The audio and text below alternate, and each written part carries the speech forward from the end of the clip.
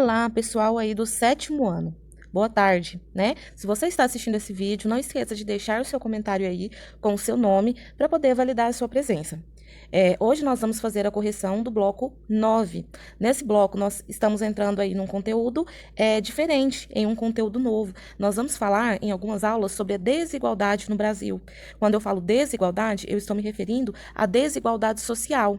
E ela não está presente apenas no poder aquisitivo, né, no dinheiro que cada um tem. Ela está presente também nas posses, né, nas redes, nas moradias, né, onde a pessoa mora, né, em qual bairro a pessoa mora, e também no transporte, que é o que nós vamos ver hoje, né, as condições de transporte dizem sobre a desigualdade, e isso fica bem nítido, né, se a gente andar, por exemplo, em bairros mais nobres aqui da nossa cidade, aqui de Rio Verde, o que a gente mais vai encontrar, né, como o transporte aí, são carros de luxo, carros de alto padrão, carros caros, né? Enquanto se formos nas áreas mais periféricas, há uma concentração muito grande de bicicletas, motocicletas, carros populares, carros mais simples, carros antigos, né? Então essa desigualdade ela está presente também nas condições de transporte aí. Muitas vezes, né, as pessoas de classe baixa nem mesmo têm um meio de veículo, um meio de transporte, né? E dependem aí do serviço público de transporte, que seriam os ônibus, né? Então, geralmente em áreas mais pobres, né, em bairros mais simples, há uma superlotação dos ônibus, enquanto em bairros mais nobres, né, poucas pessoas fazem utilização desse meio de transporte. Então, são veículos, né, com menor fluxo. Ok? Então, nós vamos estudar um pouquinho, ver um pouquinho como essas condições de transportes, né, refletem aí a desigualdade no Brasil e no mundo também. Vamos à leitura do texto. Estudo feito nas 20 maiores cidades brasileiras mostra como facilidade ou dificuldade de acessar serviços e oportunidades alimenta a discrepância por raça e nível de renda. Um estudo divulgado este ano mede a acessibilidade a postos de trabalhos e serviços de saúde e educação por moradores dos maiores centros urbanos do país. Com isso, dá dimensão às igualdades de acesso por nível de renda e cor, raça. Elas quantificam a acessibilidade a empregos, saúdes e educação. Para quem se desloca a pé e de bicicleta nas 20 maiores cidades do Brasil e para quem se desloca de transporte público em 7 municípios: São Paulo, Rio de Janeiro, Belo Horizonte, Recife, Fortaleza, Porto Alegre e Curitiba. Então, aqui a gente pode perceber que essa pesquisa ela se trata não de cidades pequenas, mas de cidades enormes, de cidades grandes, de metrópoles, né, com grande fluxo aí populacional devido às grandes empresas que foram instaladas. Mas, no decorrer do resultado aí dessa pesquisa, que nós vamos ver na próxima semana, vocês vão conseguir associar os resultados da cidade de Rio Verde também, né? Porque apesar de serem aí os grandes centros, as grandes metrópoles, né?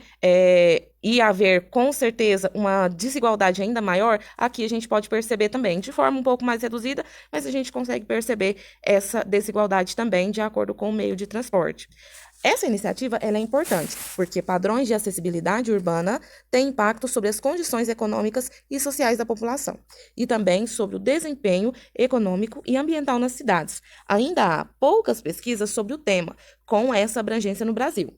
Os resultados mostram ainda que a população branca e de alta renda tem, em média, mais acesso a oportunidades de trabalho, saúde e educação do que a população negra e pobre em todas as cidades estudadas, independente do meio de transporte considerado, a pé, de bicicleta, ou de transporte público.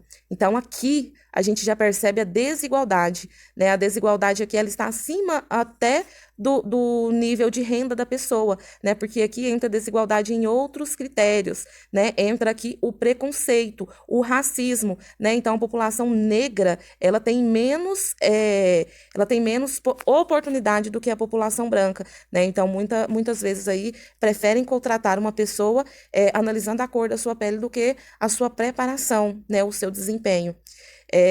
Continuando o texto aí, essa desigualdade pesa sobretudo para os grupos populacionais de baixa renda, os quais são levados a morar em regiões com menos desenvolvimento econômico e menos servidas de infraestrutura urbana e transporte públicos, que são os bairros periféricos, os bairros, né, mais afastados. Então, é a população que mais depende também, né, do transporte, por morar aí afastado do centro, né? Infelizmente, a população que mais precisa é a população que menos tem.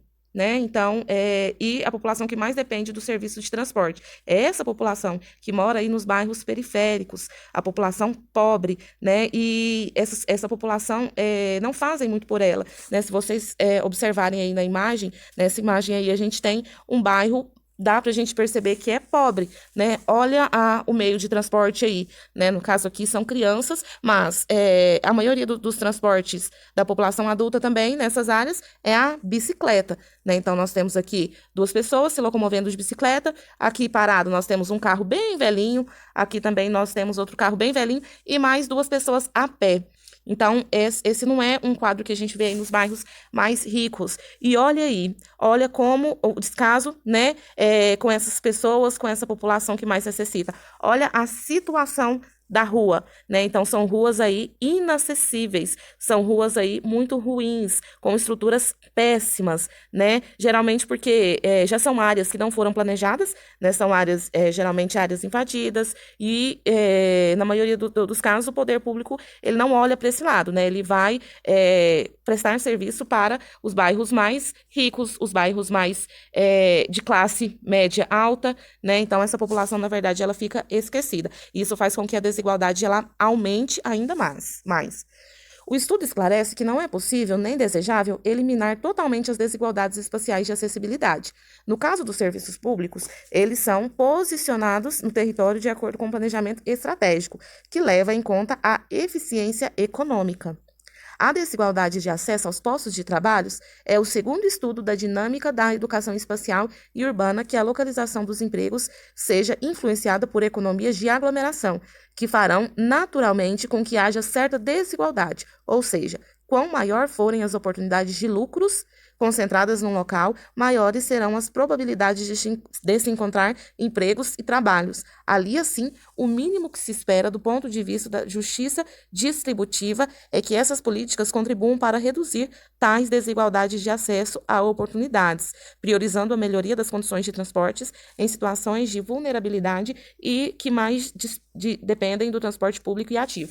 Então, geralmente, nos grandes centros, né, há um grande fluxo de ônibus, principalmente nas regiões das grandes empresas, nas regiões centrais, né, e esses ônibus, eles partem da parte periférica da cidade, passam por vários bairros, né, e à medida que eles vão passando por esses bairros, a população tem que se locomover, dependem desse serviço para trabalhar, né, então a população vai superlotando esses ônibus, né, porque precisa para trabalhar, e mesmo tendo um grande número de ônibus, né, mesmo assim ainda não consegue atender essa população, né, que cresce cada dia mais, porque a cidade se desenvolve. À medida que as cidades se desenvolvem, elas vão gerando mais emprego. Então, isso faz com que aumente ainda o fluxo de pessoas que dependem do serviço público para ir para o seu trabalho, né? Então, há aí uma superlotação dos ônibus, né?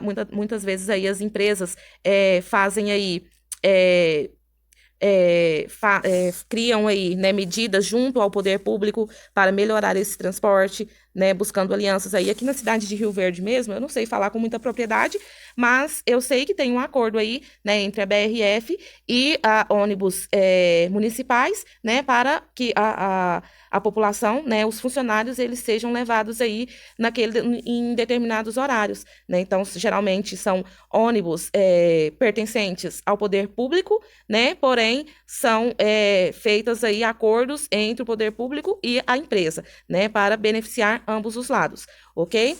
Então, vamos lá à atividade. A atividade é apenas uma pergunta, né? E ela é pessoal, mas vamos lá à interpretação dessa pergunta. Observe atentamente as 2 imagens colocadas estrategicamente no texto. Faça uma interpretação de cada imagem e escreva qual a relação das imagens com o texto. Então, Na primeira imagem aqui, a gente falou bastante dela, a gente mostra aí a desigualdade, né, a desigualdade aí de locomoção nos bairros mais pobres, né, e a situação precária desses bairros em relação à infraestrutura, né, asfalto, por exemplo, né, então a gente percebe aí que o meio de locomoção aí da população é bem precário, assim como as ruas, né, carros antigos, bicicletas, população a pé, e isso reflete também nas ruas aí esburacadas, sem asfaltos, né, com acumulação de água, porque não passa muitas das vezes nem rede de esgoto, né, não tem bueiro, então não tem para onde essa água escorrer, porque são bairros, como eu citei para vocês, são bairros periféricos, geralmente invasões, né, geralmente áreas não planejadas. E nós vamos estudar sobre isso também futuramente. E aqui na segunda imagem, nós temos aí a superlotação dos ônibus, né? A superlotação das pessoas aí que dependem de locomoção pública, do transporte público. Então, geralmente são pessoas que dependem do transporte para trabalhar, né? E encontram-se nessa situação aí, né? Quase que muitas das vezes de humilhação, né? Que ter muitas vezes andar nos ônibus em pé, né? Correndo risco aí de vida, enquanto que no carro a gente não pode andar nem sem o cinto que leva multa, as pessoas aí andam, né, nos ônibus do poder público em pé, né? Olha aí a divergência aí no quesito de segurança. Então, essas pessoas aí, elas estão indo totalmente sem segurança, sem conforto nenhum. Então, essa é a realidade das pessoas que dependem do transporte público nas grandes metrópoles, nas grandes cidades. Aqui, como eu falei para vocês, dá para a gente identificar, né, isso aqui nos horários de pico. Eu não utilizo o transporte público, né? Foram poucas as vezes que eu utilizei, porque geralmente eu morava, né, mais próximo ao centro e sempre trabalhei naquela região lá, então não dependi muito do serviço público aqui de Rio Verde. Mas eu sei que tem horários em que os ônibus ficam superlotados, né? E aqui não chega nem perto aí das grandes cidades. Em Goiânia, por exemplo, chega bem próximo, né, a essa imagem aí, ou é até igual essa imagem aí que a gente está vendo. Né, também não conheço, nunca tive acesso, mas assisto reportagens, né, vejo fotos e eu sei que é uma situação de total desconforto pela superlotação, ok? Então, ambas as imagens, elas têm, né, em comum o fato de ambas as pessoas necessitarem de um transporte de melhor qualidade, né, para se locomoverem, né? E por ser uma população de classe baixa, né, elas estão aí, se encontram aí nessa situação aí, né, de perigo, desconforto, né, para o uso aí do transporte, tanto pessoal, que é bem precário, né, como público. Então, ambas têm em comum a situação precária de transporte, ok? Então, essa foi a correção da atividade de hoje. Espero que tenham entendido. Não esqueça de comentar aí com o seu nome. E é isso. Qualquer dúvida estarei à disposição. Tchau, tchau.